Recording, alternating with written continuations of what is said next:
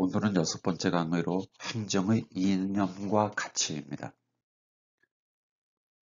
행정 이념이란 행정에서 가장 이상적인 모습, 즉 행정이 구현하려는 가장 바람직한 모습을 말하고, 행정의 가치란 행정이 지닌 값어치, 즉 행정의 중요성을 의미합니다. 그러니까 행정이 추구하는 궁극적 목적이 무엇이고 무엇을 중요시하는지의 문제가 행정의 이념과 가치가 되겠습니다. 여기서 가장 이상적인 것이 가장 중요하고 값어치가 있으니까 행정에서의 이념과 가치는 서로 유사한 의미로 이해됩니다. 일반적으로 행정의 가치는 크게 본질적 가치와 수단적 가치로 구분하는데, 본질적 가치는 행정을 통하여 구현하고자 하는 궁극의 가치를 말합니다. 본질적 가치는 무엇을 실현하기 위한 정책이냐라는 정책의 목적과 관련된 가치로, 공익성, 형평성, 자유, 평등, 정의, 복지 등이 대표적이고 신행정론에서 강조하는 가치 개념입니다. 그리고 수단적 가치란 본질적 가치를 어떻게 달성할 것이냐라는 집행수단과 관련된 가치를 말하는데, 민주성, 합법성, 합리성, 능률성, 효과, 생산성, 신뢰, 투명성 등이 대표적으로 정통 행정론에서 중시하는 가치입니다. 시험에서는 종종 가치 구분에 관한 문제가 출제되기 때문에 양자의 구별에 관한 간단한 팁을 말씀드리면, 무엇을 위한 정책에 해당하면 본질적 가치이고 뭐뭐적으로 집행하다에 해당하면 수단적 가치로 구분하시면 될 것 같습니다. 예컨대 공익성이라는 가치를 공익을 위한 정책과 공익적으로 집행하다로 이렇게 치환해서 보면, 공익을 위한 정책이 공익적으로 집행하다보다 더 자연스러운 문장이 됩니다. 그러면 공익성은 본질적 가치라고 판단하는 식이죠. 또 민주성의 경우 민주를 위한 정책보다 민주적으로 집행하다가 더 자연스럽습니다. 그러면 민주성은 수단적 가치로 구분합니다. 이러한 행정가치의 구분은 절대적인 것은 아니고, 역사, 정치, 상황적 요인에 따라 본질적 가치가 수단적 가치로 되고 수단적 가치가 본질적 가치로 되는 상대적 구분이라는 점을 말씀드립니다. 그러면 지금부터 가치 하나하나에 대한 내용을 살펴보겠습니다. 먼저 본질적 가치 중 공익성입니다. 공익성이란 사회 전체가 공유하는 공동의 이익으로 사회의 총체적 효용 개념입니다. 그런데 공익이라는 것이 사익처럼 실제로 존재하는 개념이냐 아니냐를 둘러싸고 실체설과 과정설이 대립하는데, 이러한 양설의 대립은 중세 종교 개혁이 일어나면서 교회 헌금의 목적을 둘러싸고 대두되었습니다. 면죄부 또는 면벌부에서 볼 수 있듯이 종교 개혁 이전에는 교회에 대한 헌금은 개인의 구원에 그 목적이 있었으나, 종교개혁 이후에는 더 이상 개인의 구원이 될 수 없었기 때문입니다. 그러자 헌금을 왜 하느냐라는 문제가 제기되면서 대두된 개념이 바로 공익입니다. 헌금은 개인의 구원이 아니라 공익을 실현하기 위한 것이라는 것이죠. 이렇게 헌금의 목적을 공익에서 찾다 보니 공익이라는 것이 과연 실체적 개념이냐 아니면 허구적 개념이냐라는 논쟁에서 비롯된 것이 실체설과 과정설의 대립입니다. 그럼 이 실체설에 따르면 공익은 실체가 존재한다라는 개념으로 사익과 구별된다라는 견해입니다. 공익이란 국익처럼 집단 전체의 목표로서 하나로 통일되고 독립된 이익이라는 것이죠. 이와 같이 실체설은 공익에 대한 개념을 집단주의 또는 전체주의 입장에서 접근하기 때문에, 공익은 개인의 경험 이전에 미리 주어진 선언적 이익이며 사익을 초월한 최고의 윤리 기준이 됩니다. 따라서 실체설은 공익을 사익보다 상위 목표로 보고, 양자가 충돌하면 공익을 우선합니다. 그런데 공익은 국가나 소수 관료가 일방적으로 결정하는 경우가 많아서 사익의 희생을 당연시하는 경향이 있는데, 이로 인하여 공익은 비민주적이라는 단점도 있습니다. 이와 관련하여 우리나라 판례는 지나친 집단 이기주의에 대응하여 실체설적 입장을 반영하고 있는 추세에 있습니다. 반면 과정설에서는 공익은 허구적 개념이라고 주장합니다. 사익을 초월하는 별도의 공익이란 존재하지 않는다면서 공익이란 단순한 사익의 집합으로 봅니다. 공익은 개인들의 이익을 총합하거나 사익 간의 경쟁과 갈등을 조정하고 타협하는 과정에서 도출되는 다수의 일치된 이익이라는 것이죠. 이처럼 과정설은 개인주의적 입장에서 접근하기 때문에 공익은 선언적 이익이 아니라 사익을 추구하는 과정에서 경험적으로 나타난다면서 절차적 합리성을 강조합니다. 과정설에서의 공익은 다수의 이해관계자가 참여하여 결정하기 때문에 과정설은 실체설보다 민주적이라고 할 수 있으며 다원화된 현대 사회의 특성을 잘 반영하고 있어서 뉴 거버넌스와 잘 부합한다는 장점이 있습니다. 하지만 이해관계의 협상과 조정 과정에서 서로 대립하는 이익들을 평가할 수 있는 기준이 모호하다는 단점도 있습니다. 이외에 실체설과 과정설을 결합한 절충설도 있는데 절충설에서의 공익이란 공통된 다수의 이익, 즉 최대 공약수적 이익으로 봅니다. 공익은 사익과 구별되는 별개의 존재도 아니고 사익의 단순한 총합도 아니라는 것이죠.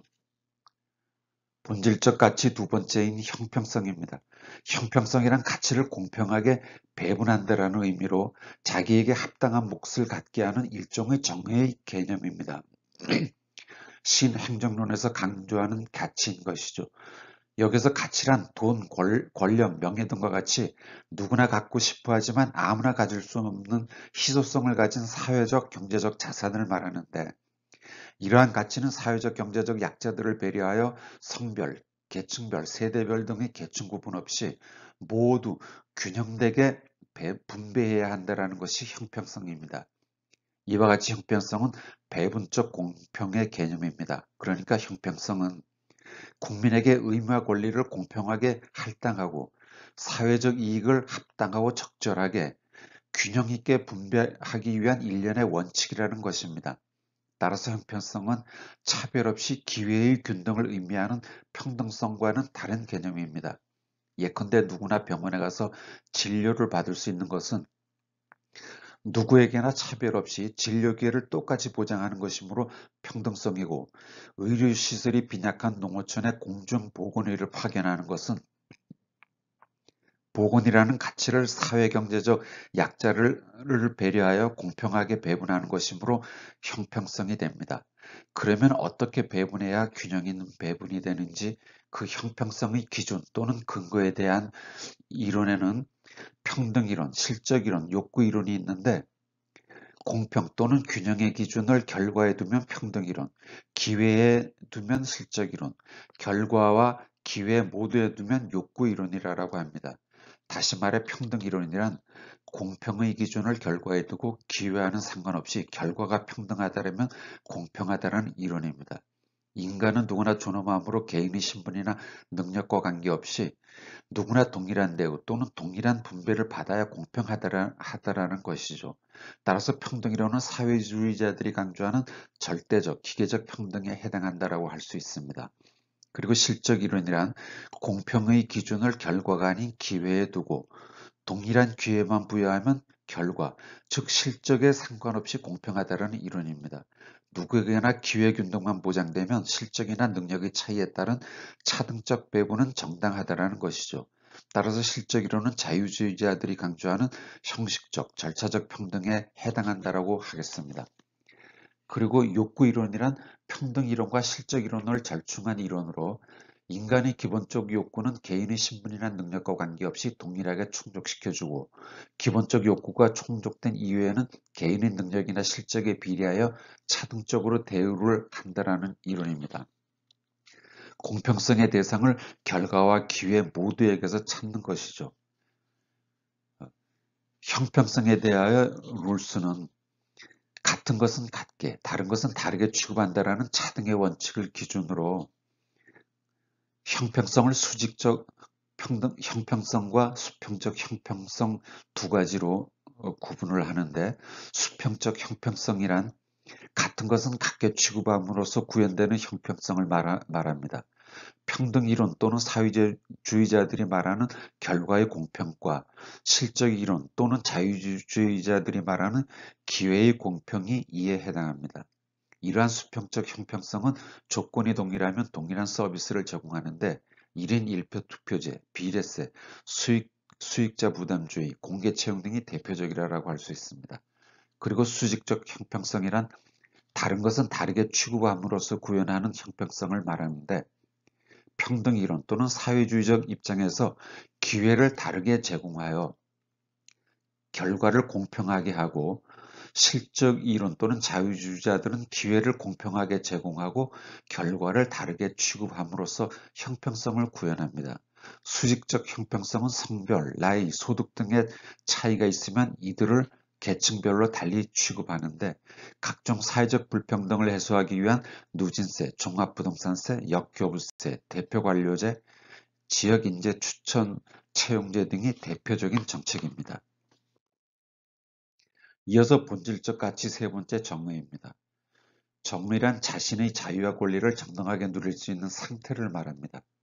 정의는 자유와 권리 그 자체가 아니라 자유와 권리를 누리는 것에 방점을 둔 개념인데, 여기서 누린다라는 것은 자유와 권리를 구현하는 절차를 의미합니다. 그래서 미국의 정치학자 롤스는 정의란 공정한 절차를 의미한다면서, 정의는 결과가 아닌 절차로 판단해야 하고 공정한 절차로 합의된 것이면 그 결과도 정의롭다라고 주장합니다. 그리고 절차가 공정하기 위해서는 사회 구성원들이 무죄의 배일에 가린 채 원초적 입장에서 합의한 절차여야 한다고 합니다.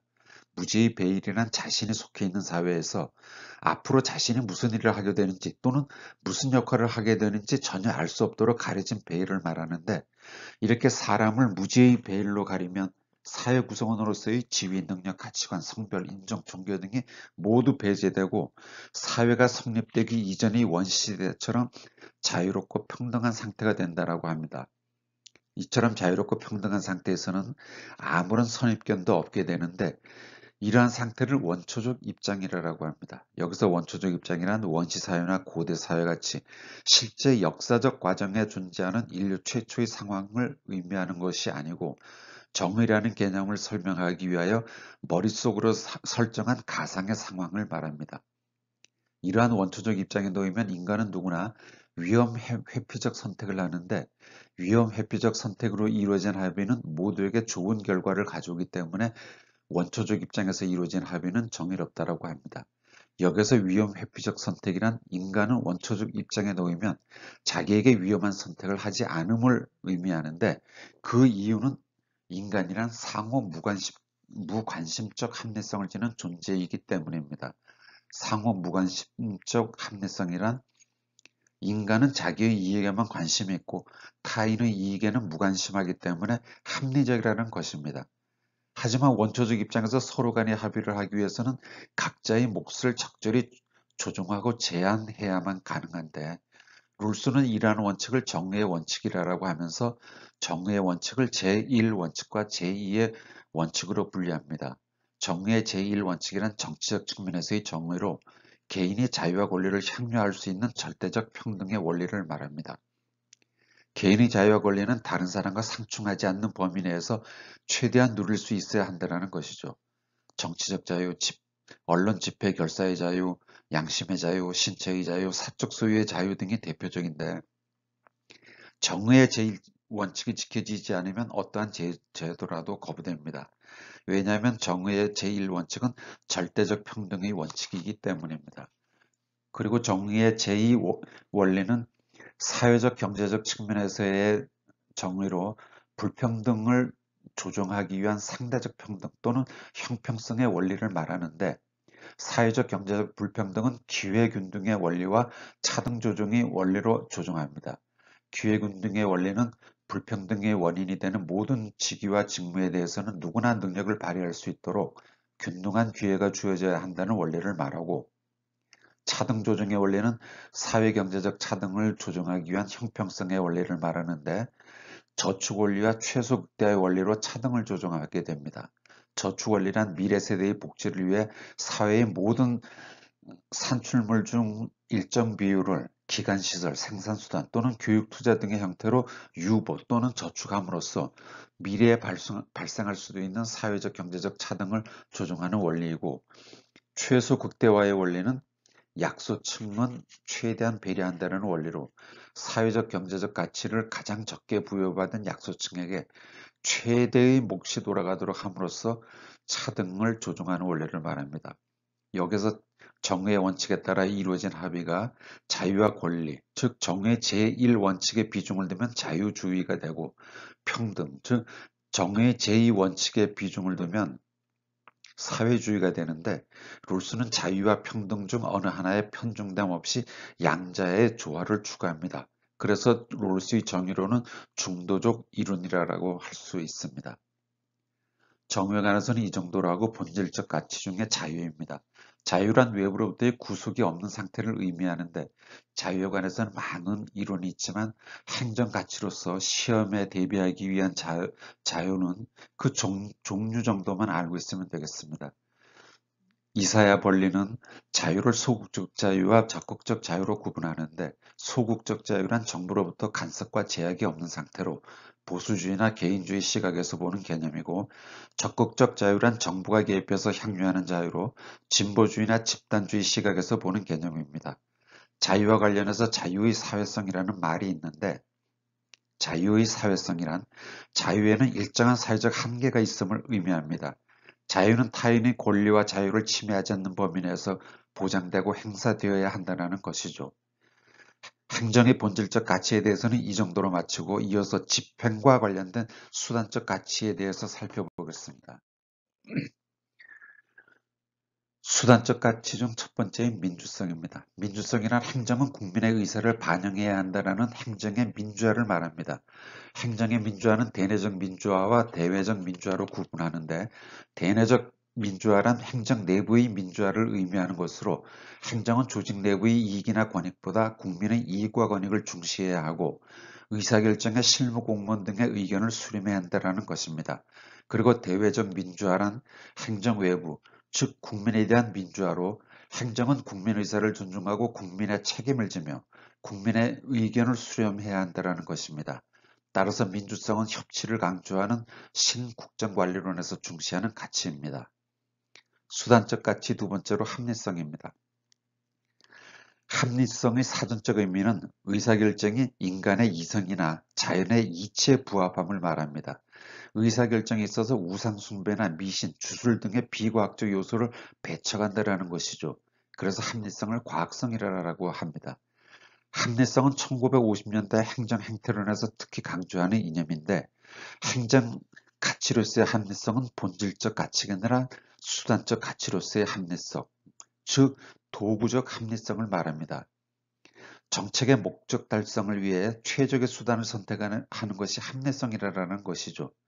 합리성을 구현하기 위한 정책, 그러니까 정책의 궁극적 목적이 합리성일 수는 없으므로 행정학에서의 합리성은 정책을 미신, 우상, 주술 등의 비과학적인 수단으로 집행해서는 안 되고 인간의 이성과 자연의 이치에 부합하는 과학적 수단을 선택해서 집행해야 한다는 것입니다. 이처럼 목표 달성을 위한 수단의 선택은 합리성을 기준으로 해서 결정하기 때문에 합리성은 목표와 수단을 연결하는 최적의 행동 개념이라고 할 수 있습니다.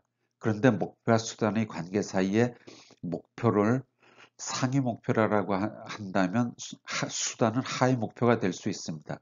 예컨대 국가 교통망 개선이라는 정책 목표가 있다면 이를 실현하기 위한 수단으로 육해공 교통망의 개선 사업 등이 있을 수 있는데 이들은 국가 교통망 개선을 위한 수단인 동시에 육해공 교통망 개선 사업 자체가 또 하나의 목표가 될 수 있다는 것이죠. 그래서 합리성은 목적과 수단 또는 상위 목표와 하위 목표로 이루어진 계층제에 기반을 두며 목적과 수단을 연결하여 이들이 상호 영향을 주고받으며 순환하는 순환고리라고도 볼 수 있습니다. 합리성은 학자에 따라 다양하게 분류되는데 독일의 사회학자인 베버는 인간의 사회적 행위를 기준으로 합리성을 형식적 합리성과 실질적 합리성으로 구분합니다.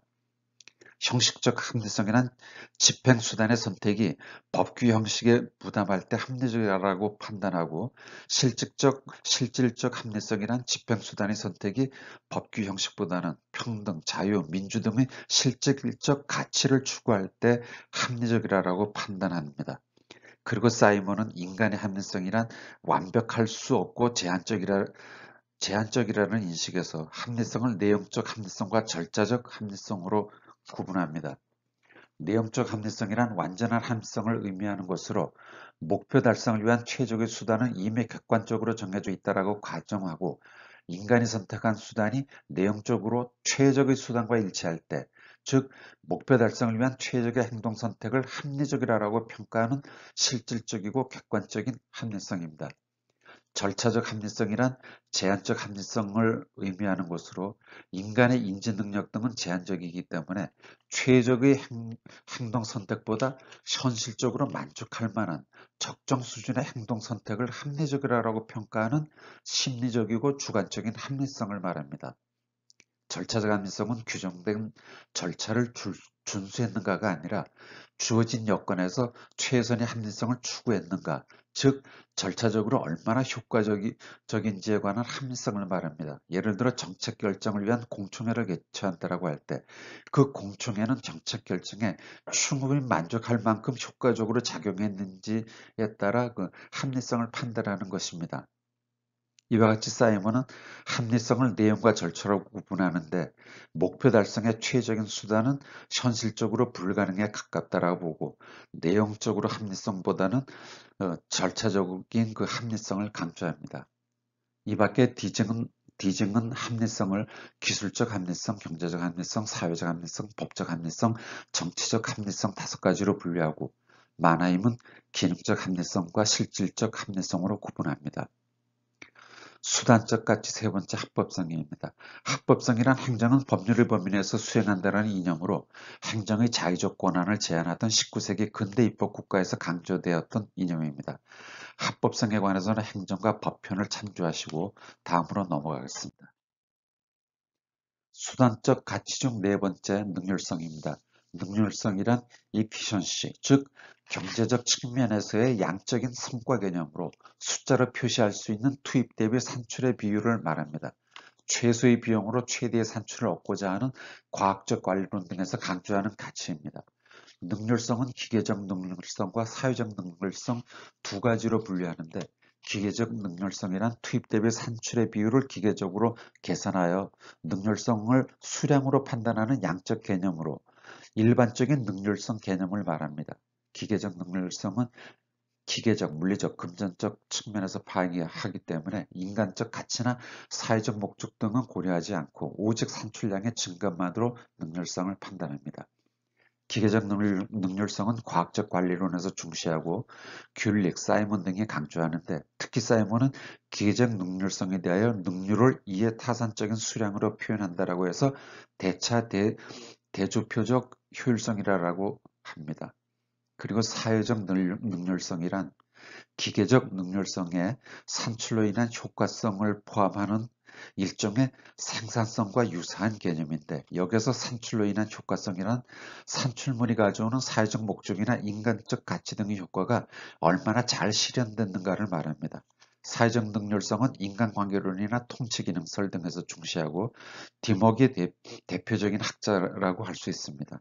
참고로 능률성을 시간적 측면에서 보면은 기계적 능률성은 산출물만 나오면 즉시 계산할 수 있어서 단기적이지만 사회적 능률성은 산출로 인한 효과성을 시간을 두고 판단해야 하므로 장기적 능률이라고도 할 수 있습니다. 이어서 효과성입니다. 효과성이란 effectiveness, 즉 사회적 측면에서의 질적인 성과 개념으로 예산이나 집행기간, 수행여건 등과는 관계없이 오직 주어진 목적을 얼마나 달성했는지 그 정도를 의미하는 목표 달성도를 말합니다. 효과성은 1960년대 발전행정에서 특히 강조하는 가치인데 발전행정은 비용보다 목표 달성도를 제1의 가치로 여기기 때문입니다. 이처럼 효과성은 과정보다 결과에 중점을 두기 때문에 국가 발전을 촉진한다는 장점이 있는 반면 개발 독재 등의 비민주성을 야기하기도 합니다. 그런데 행정 목표는 추상적이고 복합적이며 비계량적인 경우가 많아서 객관적인 효과성 평가에 어려움이 제기되는데 이를 극복하기 위한 방법 몇 가지를 한번 보겠습니다. 먼저 목표 달성 접근법입니다. 목표 달성 접근법이란 조직의 목표를 달성한 정도에 따라 효과성을 평가하는 방법입니다. 전체 목표를 100으로 봤을 때 목표 달성도는 80%다라는 식이죠.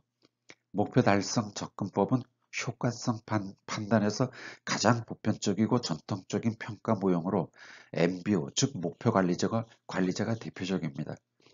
그리고 체제 접근법이 있는데 체제 접근법이란 조직이 환경에 대응하여 조직의 안정과 균형을 유지하면서 어떻게 목표를 수행하는지 조직의 생존 기능이나 적응 기능 또는 조직의 목표 수행 기능에 조직 시스템이 얼마만큼 작동하는지 그 정도의 초점을 둔 평가입니다.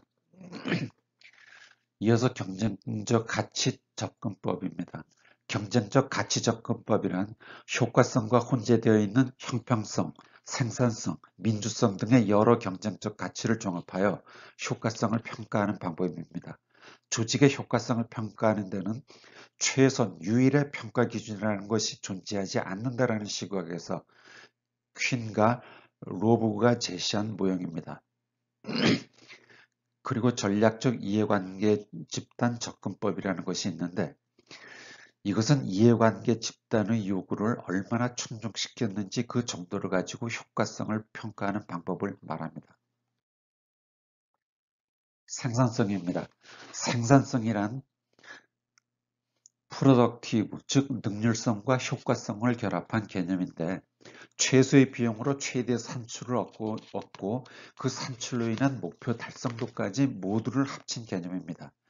효과성과 능률성을 결합해서 효율성이라고도 하며 1980년대 신공공관리론에서 중시하는 가치입니다. 효율성 역시 단순 수치만으로는 평가하기 어려워 일반적으로 파레토 최적과 칼드 힉스의 기준을 사용하여 생산성 또는 효율성 여부를 평가하는데 먼저 파레토 최적이란 사회의 총효용이 최적의 배분 상태를 말합니다. 최적으로 배분된 상태. 여기서 최적의 상태란 사회의 총효용이 모두에게 배분되어 더 이상 남아있는 효용이 없는 상태를 의미합니다. 파레토 최적이 되면 누군가의 효용을 증가시키기 위해서는 다른 누군가의 효용을 감소해야 하고 누군가의 효용을 감소시키기 위해서는 다른 누군가의 효용을 증가해야 할 만큼 꽉 찬 상태가 됩니다. 예를 한번 들어보겠습니다. 도표와 같이 총 1000이라는 효용을 가지고 A, B, C에게 각각 300, 200, 200씩 배분하면 배분된 총 효용은 700이 되어 300의 효용이 남는데 이렇게 배분 후 효용이 남으면 파레토 최적이 아닙니다. 그래서 당초 배분에서 간처럼 B에게 100을 추가 배분하면 배분된 총 효용은 당초 700에서 800으로 늘어나서 100의 효용이 증가하는데 이렇게 총 효용이 증가하면 이를 파레토 개선이라고 합니다. 하지만 사회 전체적으로 보면 아직도 200이라는 효용이 남아 있어서 파레토 최적의 상태가 아닙니다. 그래서 간에서 난과 같이 A에게 100, C에게 100을 추가로 배분하면 총 효용은 800에서 1000으로 남는 효용이 없이 사회 총 효용과 동일하게 되는데 바로 이러한 상태를 파레토 최적 또는 파레토 효율이라고 합니다. 가안에서 다안으로 배분하는 것 역시 남는 효용이 없으므로 파레토 최적이라고 합니다. 이러한 파레토 최적은 주어진 분배 구조 하에서 사회 총효용의 극대화를 도모한다는 점에서 생산성을 평가하는 기준이 되는데 효용의 배분 상태가 파레토 최적이면 효율적이고 파레토 최적에 이르지 못하면 비효율적이라고 평가합니다. 이와는 달리 나안에서 다안으로 배분한다면 이건 파레토 최적이 아닙니다. B의 효용은 50 증가하지만 A의 효용은 50 감소하기 때문입니다. 누군가의 효용을 증가시키기 위해 다른 누군가의 효용을 감소한다면 그건 파레토 최적이 아닌 것이죠. 그런데 파레토 최적 상태에서 어떤 정책이 시행되어 누군가는 효용이 증가하고 다른 누군가는 효용이 감소한다면 이것은 사회 총 효용은 그대로지만 누군가의 다른 누군가의 효용의 변화가 발생합니다.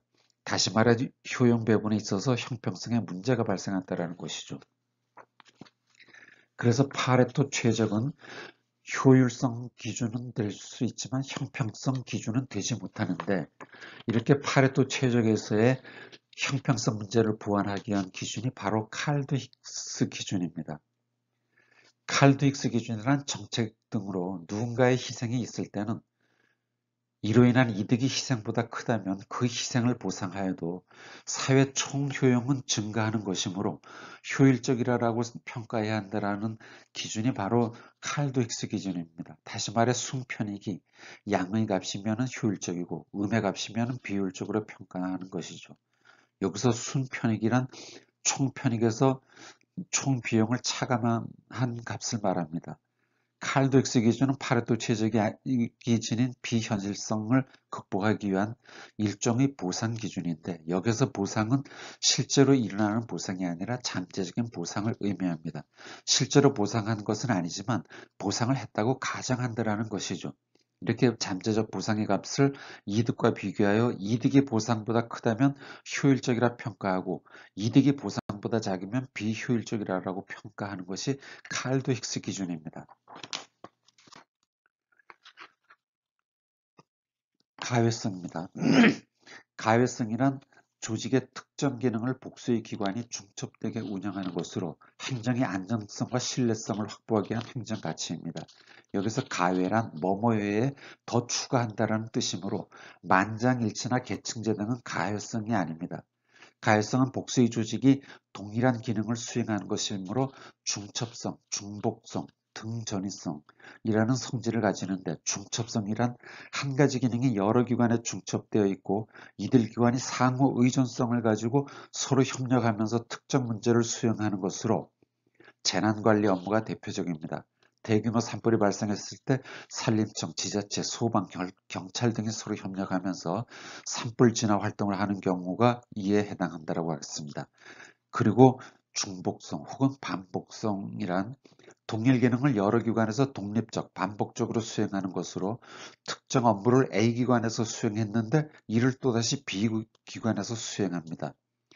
법원의 3심제, 지방분권제, 연방제, 양원제 등이 대표적입니다.